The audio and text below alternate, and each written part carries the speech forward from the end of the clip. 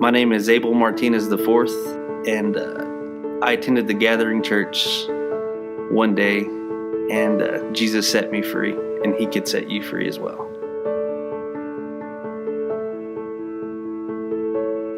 First time I came to the Gathering, I came by myself. It was cold. I sat in the back row. Actually, it's right behind me, the seat I sat in. I was extremely hungover because I had drank the night before, and just God had been calling me, and I knew I had to get to church. So I decided to come to church, and little did I know that that day that I came to church was going to forever change my life. I personally probably hit rock bottom. I was down and out. I've given everything else a try. I tried self-help books. I read the 4 Agreements, Art of War, all that stuff that they tell you to read, and it didn't help. So whenever I came to church that Sunday, I truly came with an open heart and an open mind, and I told myself, you've really got to give God a chance this time. So whatever God moves you to do, moves you to say, act on what God is telling you. I'll tell you one thing, that whenever I did come to church for the first time to the Gathering, I've never stepped into a church that I could just feel the it was Holy Spirit filled.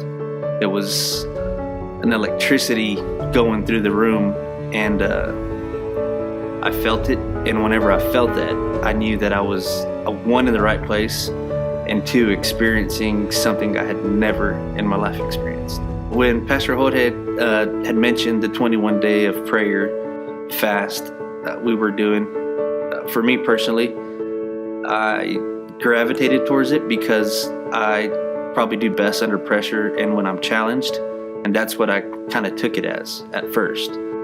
So I thought, well, we're going to follow the Bible plan, we're going to fast, and what else can I kind of add to that that's going to help me personally grow into the person I wanted to become. So that wasn't hard for me to decide on what to let go, and I decided, okay, I'm not going to drink alcohol for 21 days and see what it does. And never once did I think, I can't do this. I attacked it with the open mind and open heart. Like I said, I didn't constrain God into a box to where He can't help me get past this. It wasn't even necessarily a thought of being alcohol free forever. That's what it turned into. And I believe it turned into that, morphed into that, because I found my purpose. I realized who I was in God's eyes, and I accepted it. I surrendered and I accepted my calling. So yeah. So how many days?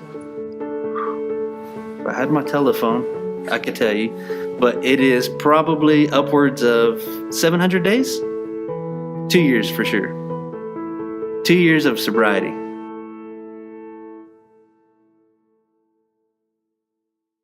Pastor Jorge asked me, we were eating at Grub Burger one day, and we were sitting kind of by the bar, and he's kind of looking over there. He's like, you never have temptation to, want to sip? And I'm like, nope, never have. And if I'm being honest, there was 3 times that I thought, maybe I could use a drink, but I haven't picked up a glass of alcohol, and I don't persecute or I don't judge people who do. That's awesome if you do, if that's what you choose to do. I'd definitely like to take some time out of your day to sit down and maybe we could have a chit chat or whatever. I know y'all can't see her. Valerie's sitting back there. This really kicked off in June, and she hasn't had a sip of alcohol since then. So I think you plug into the right people, you get the right people around you, God at the center of that circle, and miracles will happen if you allow them to. How would you encourage someone to jump into 7 days of prayer and fasting? I would say jump in feet first. Don't take too much thought about what you're fixing to do, and find someone else who's participating in the 7 days of prayer, and just have an accountability partner.